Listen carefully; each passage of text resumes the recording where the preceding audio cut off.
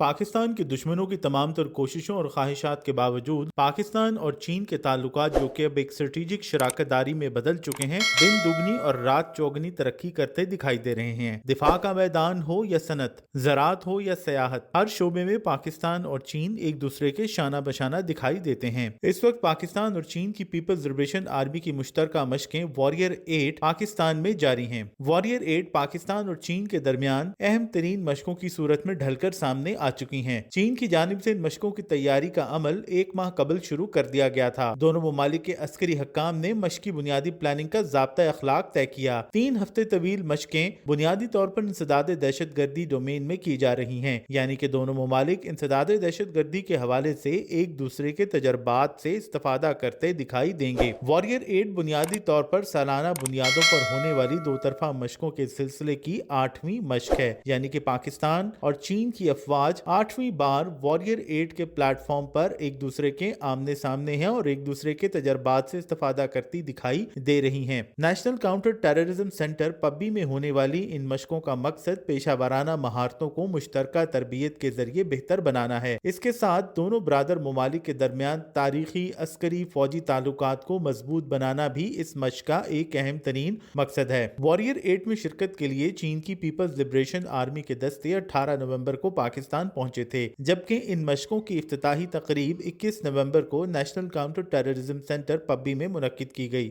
افتتاحی تقریب میں دیکھا گیا کہ کس طرح سے دونوں ممالک کی افواج کے زیر استعمال اسلحے کی نمائش کی گئی، جبکہ انفرادی اور ٹیم لیول پر ٹریننگ بھی توجہ کا مرکز بنی رہی۔ واریر 8 مشقوں کے دوران دونوں ممالک کی مسلح افواج کے اسپیشل دستے clearance operation, gun fire, drone training, sniper training اور کمپنی کی سطح پر تربیت کا حصہ بنے ہیں۔ توقع کی جا رہی ہے کہ ان مشقوں سے پاکستان اور چین کے درمیان پہلے سے جاری عسکری تعاون کو مختلف شعبوں میں مزید تقویت ملے گی، خاص طور پر جیسا کہ ہم بات کر رہے ہیں کہ انسداد دہشت گردی پر دونوں ممالک کی خاص توجہ ہے، کیونکہ دونوں ممالک دہشت گردی سے سب سے زیادہ متاثر ہونے والے ممالک میں شمار ہوتے ہیں، اور خاص طور پر جب پاکستان اور چین کے درمیان سی پیک کی بات ہو تو کئی بار اس اہم ترین اسٹریٹجک منصوبے کو دہشت گردی کا نشانہ بنانے کی کوشش کی جا چکی ہے۔ پاکستان میں چینی ادارے ہوں، چینی انجینئرز ہوں یا چینی پروجیکٹس ہوں، دہشت گردوں کی جانب سے انہیں نشانہ بنانے کی مسلسل کوشش کی جاتی رہی ہے۔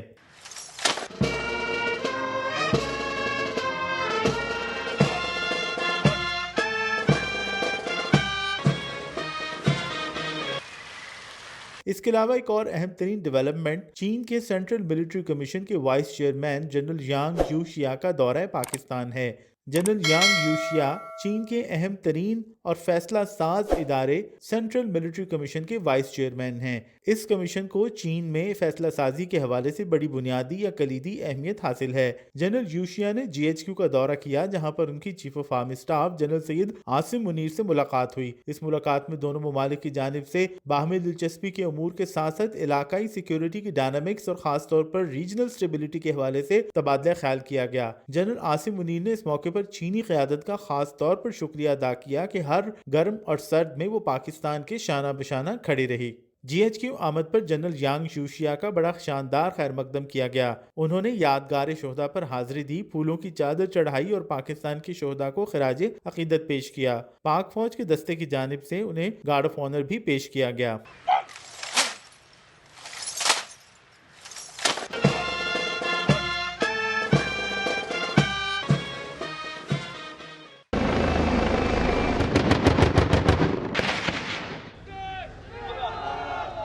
دوبارہ بات کرتے ہیں پاک چین مشترکہ مشقوں کی، جو کہ واریر 8 کے نام سے national counter terrorism centre Pabbi میں جاری ہیں۔ Chief of army staff general Syed Asim Munir نے بھی ان مشقوں کا دورہ کیا۔ آرمی چیف کے دورے سے ان مشقوں کی اہمیت کا اندازہ کیا جا سکتا ہے، اور پھر ان مشقوں کے دوران دیکھا کہ کس طرح سے پاکستان اور چین کے کمانڈوز نے کوبرا گن شپ ہیلی کاپٹرز کی مدد سے اپنے مشن مکمل کیے، اور اس کے علاوہ سب سے خاص بات ان مشقوں کے دوران ایک روبوٹ کا بھی استعمال تھا، جسے آپ روبوٹ ڈاگ بھی کہہ سکتے ہیں، جس سے ظاہر ہوتا ہے کہ پاکستان اور چین کی افواج، یا خاص طور پر اگر ہم بات کریں اسپیسیفکلی اسپیشل فورسز کے دستوں کی، تو وہ اپنی تربیت اور تربیت کے ساتھ ساتھ جو جدید ٹیکنالوجی ہے اس کے اوپر خاص طور پر توجہ دے رہی ہیں۔